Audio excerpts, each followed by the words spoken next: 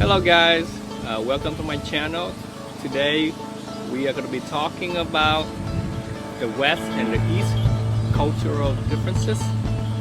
So the West is considered like the United States, Europe, a lot of the North America, South America, and then the East are more like Asia. So let's get to it. Current situation right now is that COVID is still pretty much at large. Many people are still getting sick and die from the virus. So one thing is very prominent right now is the mask. So the mask, as the Eastern culture use it to wear it to protect themselves. When you wear a mask with the Eastern culture, people tend to use it to protect themselves from the environment and from other people, because where the Western culture, they're using the mask, their view on the mask is very different. They only use the mask when they get sick. So when they get sick, they put the mask on, so that way they can protect themselves from other people. That means they protect other people, not for themselves, but they wear for other people. So the West think that wearing a mask is to protect others, where the East, wearing the mask is to protect itself.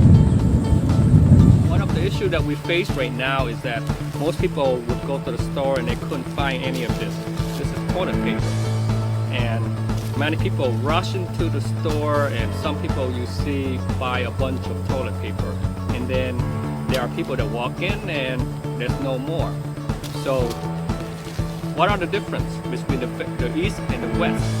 Well, the Western people would very lay back and say, hey, I buy what I need.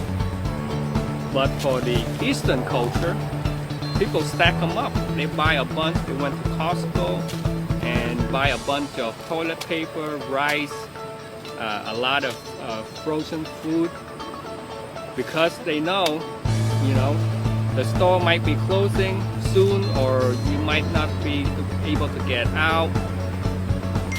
But the fact is that the mindset are different. The reason why Eastern culture people do that is because they've been through so many hardships. Their life has impacted them in many ways that they want to be prepared. They don't want to go back to history where they struggle to get food, to go by, to live. Whereas Westerner, people have a good life. They never faced with hardship or poverty or hunger. So their mindset is different. So the next topic is that we want to talk about is marriage. Marriage in the Western culture is different from marriage in the Eastern culture. Where Eastern culture, we see that a lot of them are arranged marriage. Arranged marriage is your family find you a compatible companion, and they will arrange a marriage for the son or the daughter to be married to somebody. Where in the Western, the marriage are not arranged. You go out and find your own love partner that you find are compatible. So the philosophy here is that love come before marriage for the Western, and for the Eastern, love come after marriage. So for the Western, you have to find love, you have to try it out, and then find love, and then you get married. Arranged marriage does good because people look at the compatibility, and it's not the person, because when you're in love, your senses are different. You are blind. When they say love is blind, You can't judge. Where your family and the people outside of that love can judge. They can see your compatibility. So arranged marriage are actually doing really good.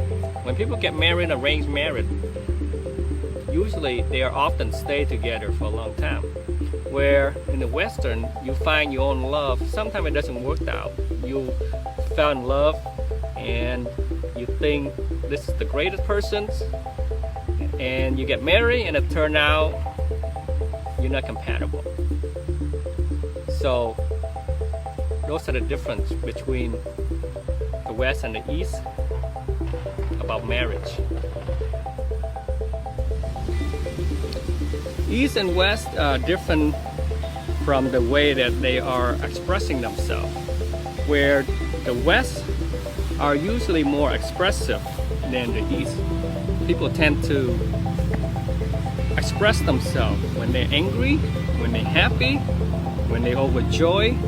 They celebrate, they let it out, so the people around them know exactly how they feel. You know, they slam the table, they cry out for joy, they hug people around them, high five. But you never see that with an Eastern person, because they tend to keep their feeling to themselves as of not to bother anyone around them. So the people in the Eastern culture tend to be not that expressive. Another point is that eye contact. In Western culture, we are taught to have eye contact with the person we are talking to.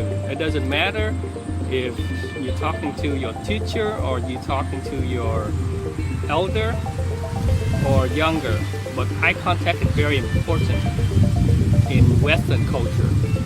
Where in Eastern culture, you cannot look at a person in the eye that are older than you, that are your elder, that are your boss, because then that is disrespect if you look at them in the eye when you're talking to them.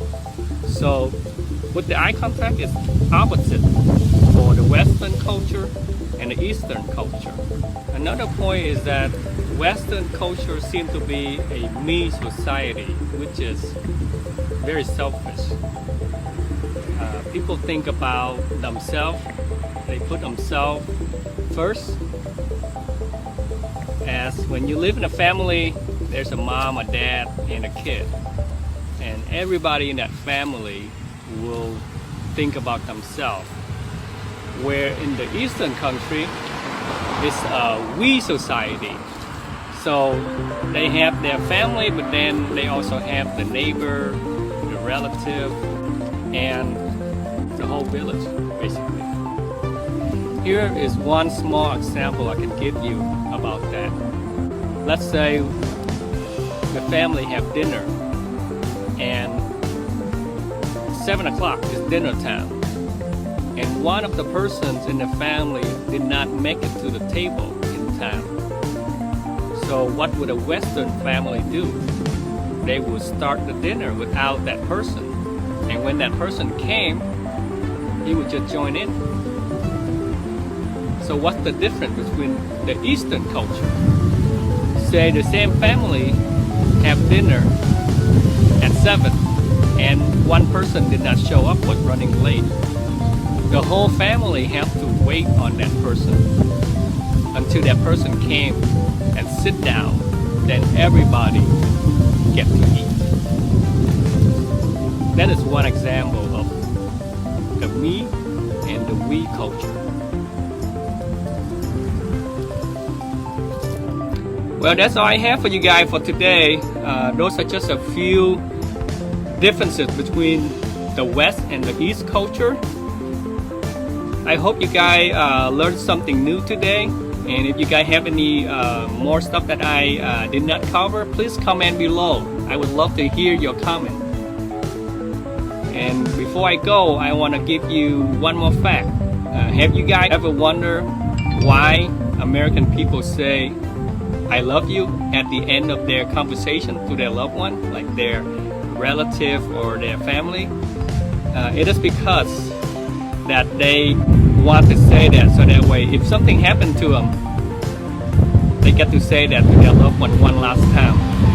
So they always say I love you, just in case if they don't have a chance.